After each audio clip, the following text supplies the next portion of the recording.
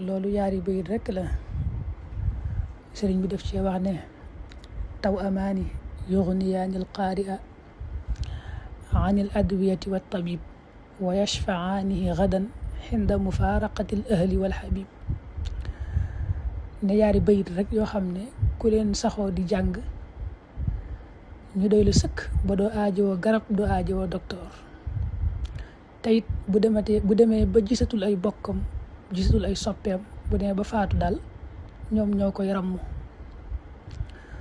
loolu sax taxoon na sëñ bi daa def fii di ko bind ci càngaay li ñuy dencaale ab néew daana ko def lu bari daana ko boole ci yim ci daa bind.